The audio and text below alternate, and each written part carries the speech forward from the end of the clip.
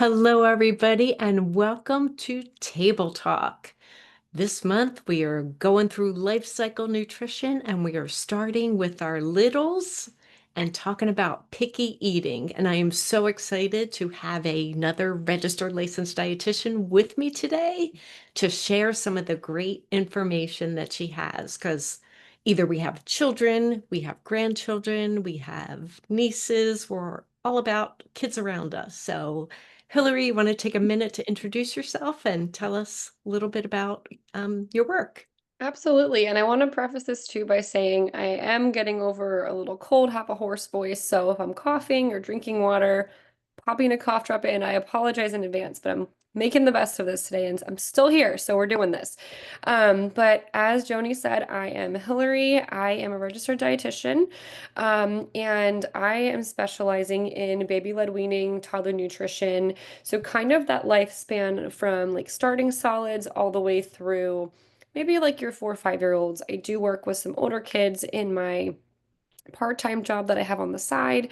So kind of, yeah, I kind of have experience with all the different age ranges when it comes to just eating in general and picky eating.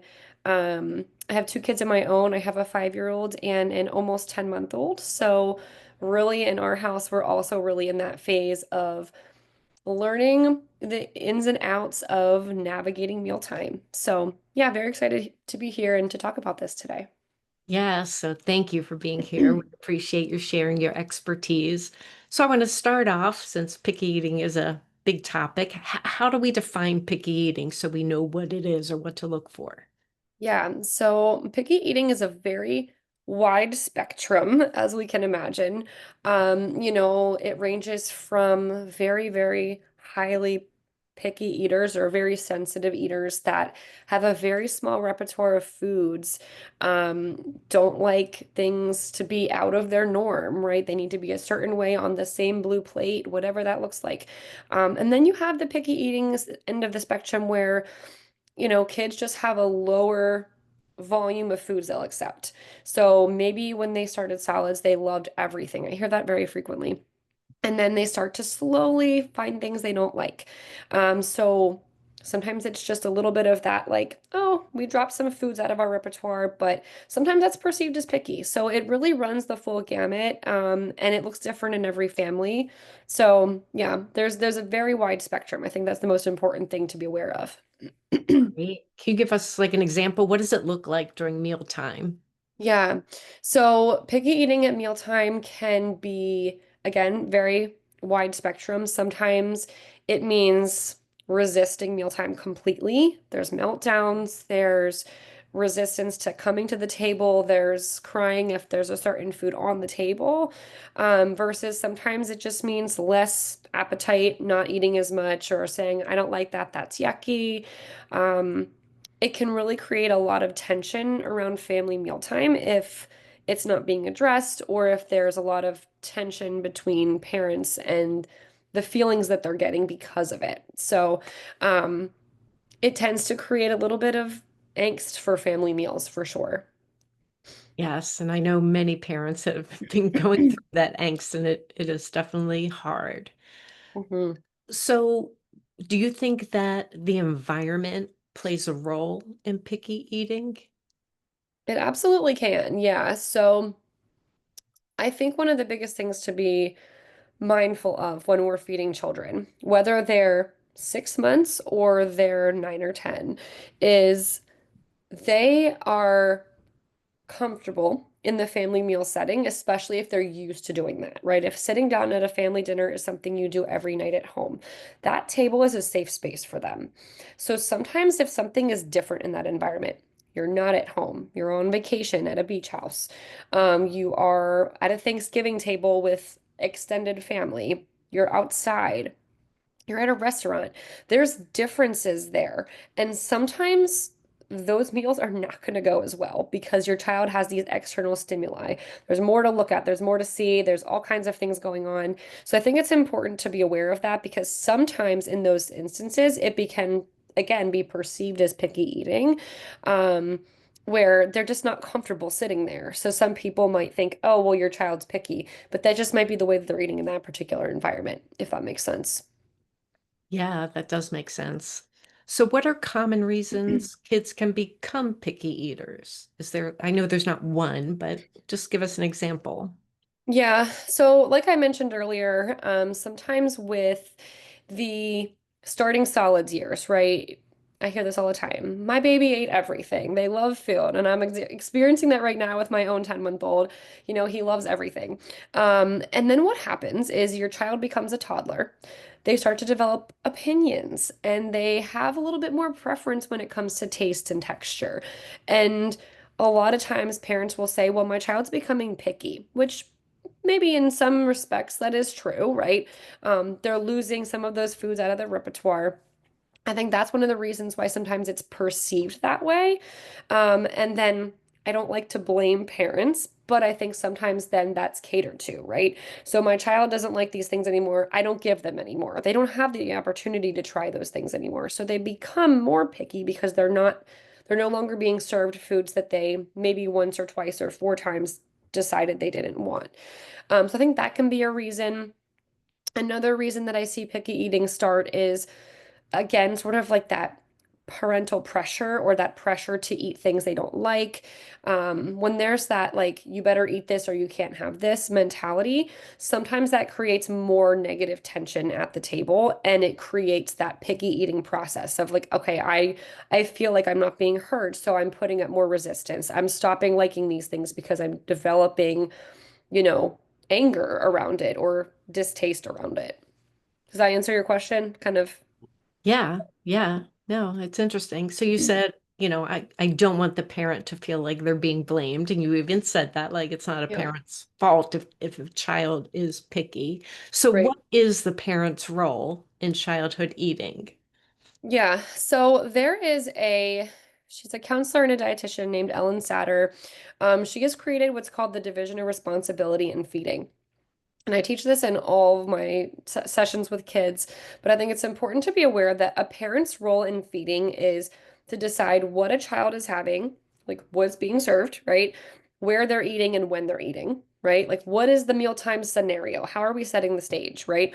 And then your child is responsible for deciding how much they're eating and if they're eating at all, which is a very, very difficult piece of the puzzle for many, many parents. And I totally understand, even I can use my own child as an example. Right now, she's just in a phase where she's not growing that much, and dinners just are very small for her. And sometimes that's hard because you're looking at it going, you're going to be starving. Eat more, eat more. But instead of deciding that, let your child make that decision for themselves. So I think understanding our role as we're providing quality nutrition and we're deciding when our child is eating and where and letting them decide the rest is important. Yeah, and I agree that is hard. I had a child that, even though I would serve meat all the time, decided they were vegetarian starting age 1. Like Yeah, meat's coming in my mouth. And it was like, what is happening? You ate it baby food, like as soon as it went to real exactly. food. And it is really hard. So Yeah, that makes me think of another question. yeah. Should your child be allowed to opt out of what you're serving for dinner? So this is kind of along the lines of that short order to cook mentality, right? Where I hear from families a lot that we're making multiple meals, right? Um, so okay, well, my child doesn't eat this, but I don't want to eat chicken nuggets, so I'm going to make him chicken nuggets, and I'm going to make my daughter grilled cheese, blah blah blah blah blah, right? We're making all these meals. I don't know that that's necessarily necessary, but I think what we do need to do is honor some sort of a quote unquote safe food for our child.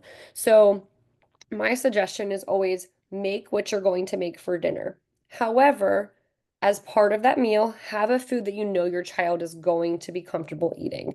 Whether that be, maybe it's even as silly as like you make, I don't know, lasagna for the whole family and your child really likes blueberries. So put blueberries on the table, right? It doesn't have to combine together well for yourself. But if the food is there, what happens is our child hears, oh, I'm heard. They're honoring a food choice that makes me comfortable, right? And in that moment, then that resistance comes down a little bit because they're not staring at a plate full of food that they don't like. So having them have something that's comfortable, but still challenging them a little bit by presenting foods that might be less comfortable, I think is a more safe approach than completely letting them opt out altogether. Yeah, like I used to say, you eat what I serve, or here's your bread and peanut butter. Yeah. Yep. And that would work too. Yep. Absolutely. Thank you for a comment. This is really new information, so different from anything I've known previously. So thank you. Yeah.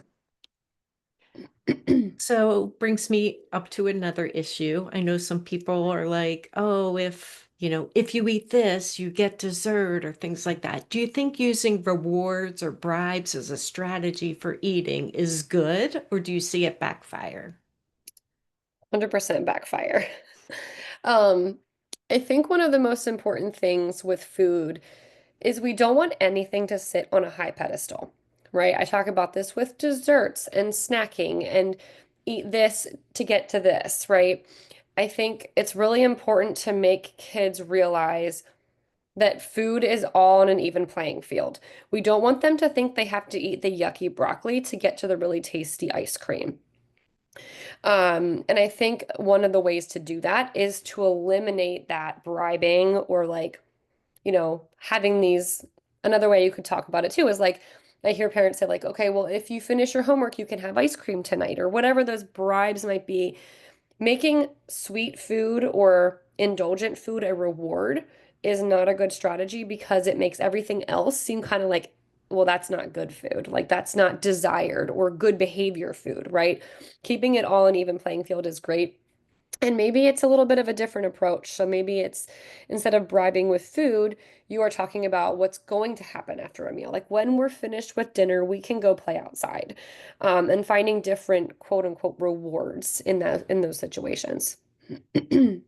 Yeah, and I agree. And people get to be adults and they wonder why, like, they Yeah, have to always reward themselves with food a hundred because it's a percent. Yeah. pattern that stays with you. It's kind of in your brain. Yep. So Absolutely. yes, you have a comment. Do most parents know these things? Like, what percentage of parents do you think are aware? And I know about picky eating, about lack of Some of the bribing. strategies I think that you're talking. Yeah. Um, I don't know. I think it's really about your awareness, right? It's what you want to make your parenting journey. I talk to parents that are really involved in learning about this process because maybe they had a poor experience growing up. Maybe their parents didn't have a positive experience for them set up at the table, so that they want to change that for their child. Um, Maybe they don't. Maybe they're just going off of what they know. And I think it's also, yeah, looking for those resources, right? Because you're not going to just know these things. It's seeking them out, right? Just like you would seek out, I can use myself as an example, like seeking out help for infant sleep or, potty training, right? You need to seek out the resources to understand how to best help children, in different situations. And nutrition and eating is 100% one of them because it's something we do forever. We eat forever. Yep. Do picky Yeah. parents tend to develop a picky child? I think that depends, kind of like I just said, if you want to change the narrative, right? If you are a parent who is picky, but maybe wants to have the experience of trying new foods with your child. That's one approach. There's also the approach of, okay, let me figure out how to cook a little bit differently. Maybe I don't love eating these things myself, but I want to prepare my child different things for my child so I feel like they have a better repertoire than I do. I don't think it necessarily happens. Sometimes there may be like some genetics to food texture and preferences, but I don't think always. I don't think it's always the case. So we talked about sometimes picky parents, picky children. Is there an age when it's too late to reverse picky eating? I don't think there's an age where it's too late, but one thing I do see often, when I work with older children. So I have some patients that are preteen, right, like 10, 11, 12 age. And something I see with that age group is they're really starting to develop an identity around picky eating. So what I mean by that is, maybe in their family, their sister's the athlete, their brother is the smart one. They're the picky one, right? They're developing that identity of like, okay, I am picky. And my family knows that. So I'm going to cling to that because that's how I get attention. For kids, it doesn't matter what kind of attention it is, right? It's attention, and that's like they're labeling themselves as that. So when you get to that age, if you're trying to reverse some of those things, there's a little more resistance and less willingness to try new foods. And even if they like something, they're less likely to admit it because that's breaking away from their identity. So that's where I think it becomes difficult, but you still can reverse it. I work with plenty of adults in my part-time position as well, where they maybe were picky children and they've worked themselves out of it because they've gone away to college and they're like, oh yeah, I don't eat anything. And they want to change that for themselves. So it really, I think once you hit a certain age, it has to be more of that intrinsic motivation of like, why do I want to change versus the parents wanting to see that change. Yeah, and it's so important because what you talked about your identity, and I feel like what you're labeled, if you're given a label from your parents, does stay. I'm the fat one in the family, I'm the picky one in the family, I'm the difficult one Absolutely. in the family. Yeah. So yeah, it's Yeah. hard. It's hard, separate the child or the behavior from the label. Absolutely. Yeah. So how can parents be sure that their child's getting enough nutrition, even if, they're thinking they're picky or maybe not eating a broad spectrum of foods? Yeah. So one thing I think is always a great safety net is a multivitamin. I don't have any specific brand recommendations. I think it's very, there's some better brands than others, but I think it's also very individual for the family. If they are eating a certain repertoire of things that are giving them a certain type of nutrients, then maybe you just need like vitamin C or iron or whatever. But sometimes a multivitamin is just a great like blanket support system, right? I like to view supplements as exactly that. They're supplementing what could be missing in the diet. Um, I think one thing that's also really important to know is with picky eating, a lot of times fruits are preferred over veggies. It's what I see most common.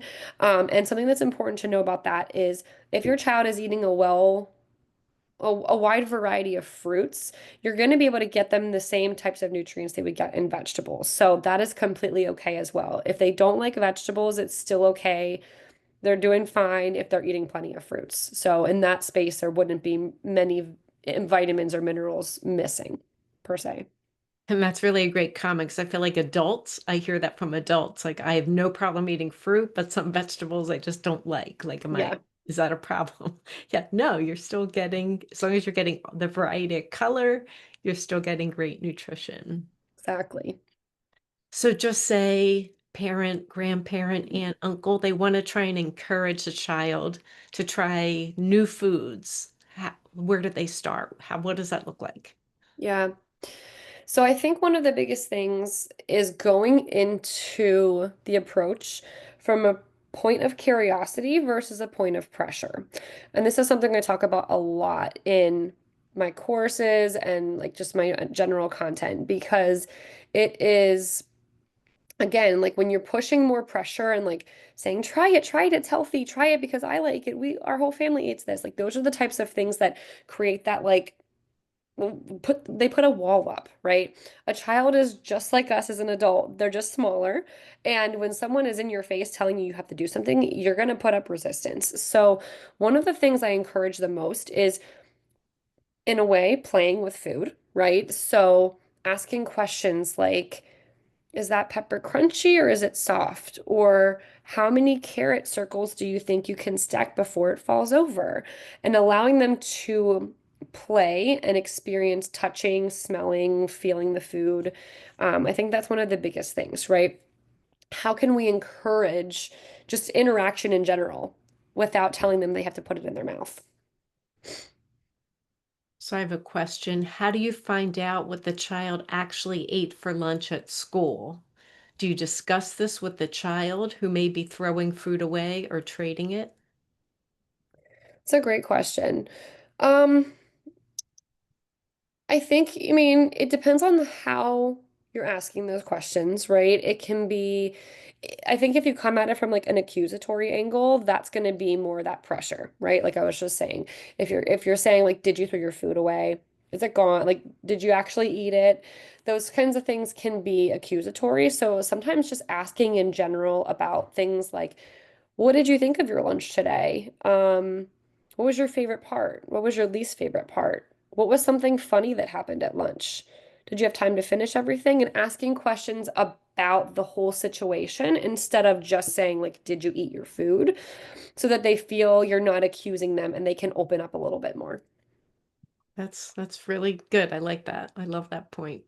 Another customer question. My picky eating son got his exposure to a lot of foods by hanging around his grandpa. When my dad was eating, my son would climb up in his lap and share his lunch. He tried to do many different foods that way. That's awesome. That is awesome.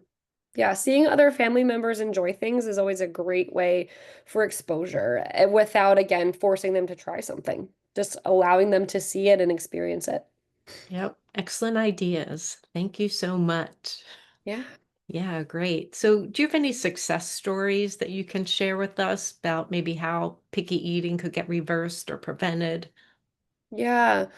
Yeah, so I can use one of my clients as an example. So I have, just as backstory, I have two different programs. I have like an infant starting solids program and then I have a toddler program. And I had a mom reach out to me because her son was nearing a year. She didn't quite go the approach of starting solids that she had wanted to, but she was noticing that her son really just like didn't want to sit at the table, didn't care about food at all. He only wanted his bottles. And so she was nervous knowing that you hit a year and you're supposed to stop formula and breast milk or, stop giving bottles as much and lean in more on food, right? And so because of that, she ended up signing up to work with me, and we worked on a lot of just, again, sensory play, creating that curiosity. She is actually a former teacher and was very excited about the sensory play, so she got really into it, was like grinding up Cheerios to make sand and was like putting his little tractors in it and really, really creative stuff to get him more exposed to eating and allowing him to be exposed to food in a way that felt like he wasn't strapped in a high chair with the tray and the food there, right? We were letting him kind of, in a safe way, play on the floor with food or play in a little cookie sheet. And he is a great eater now. He is 2.5, and she saw really, really great improvements really quickly. So I think that was a situation where she almost like saw the potential for picky eating if she would have let it continue, and she wanted to sort of get ahead of that. So yeah, it was really, really cool to watch. That's awesome. So, do you have any tips for how to suggest to parents to stop using food as a reward if you're seeing them do it? Yeah. So that's kind of like I mentioned before, where you can start to think of other types of rewards and not necessarily. I think it's also important to recognize the this can go two different ways, right? So if you're using food as a reward at the table, like if you finish your broccoli, you get your dessert. In So, that Hillary, I'm space, just going to stop you because I yeah. think you didn't hear it correctly. So, they are not the ones doing it, they're observing somebody else Oh, yes. Okay. offering So yeah, food as reward. How can you suggest to that parent? sure. Yeah. So, and I think it is, maybe even showing that, right? Like suggesting that you saw it somewhere, right? Or saying, instead of that food being the reward, maybe you try playtime, right? You can say, I heard from a dietitian that using food as a reward isn't necessarily it's a situation that can backfire easily. So you can try alternate things like an activity or going to you know, go to the playground or something like that instead. Yep. And then Pat says, give them the link to this class. I There you go. Yeah. love that. Absolutely. So, what are some signs of progress that parents can celebrate? Yeah. I think it really is that interaction with food, right? Putting the food in the mouth is not always the first step. Sometimes it's a child who's extremely picky and finally allows the food to be on the table, right? Some kids, they won't sit at the table if there's peas on the table or if it's near, if they can smell it, if they can see it, right? It's a fear for them. So sometimes that celebration is letting it be on the table. Sometimes it's on their plate. The next step is, are they touching it? Are they smelling it? Are they willing to like put it in their hands?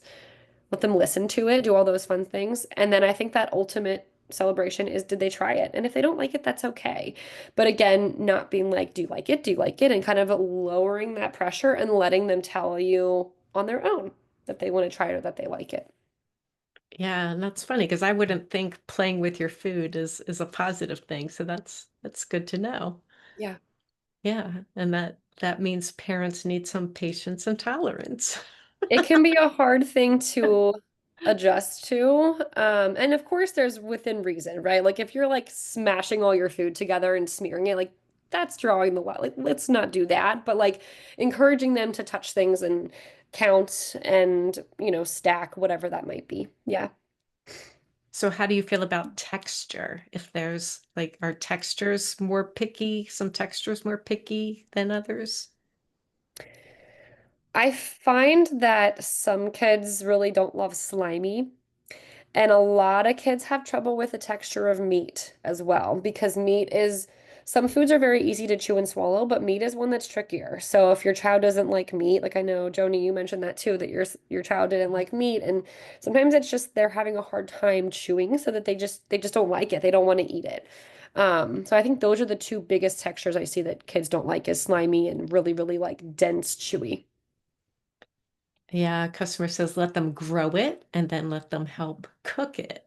Absolutely. Getting kids in the Okay. kitchen is another great way. Just even if they don't like something, being like, hey, can you help me with a kid safe knife, of course, like help me cut these carrots or help me cut the cucumbers for our salad and letting them be involved in that. Yep. Very good ideas shared. Thank you. Yeah, A lot of adults don't like slimy either. totally get it. Yeah. Yep. Excellent. Well, thank you. Any final tips or things you want to share with us today? I don't think so. I think the main thing is just making sure that you are again, lowering that pressure and allowing for curiosity. I think that's one of the greatest ways to open up the doors for children to realize, like, oh, okay, there's no one telling me I have to do this now, so maybe I will open up and do it on my own. Let them have some independence and have some responsibility in that process instead of kind of trying to run the show as the parent and creating more resistance and tension.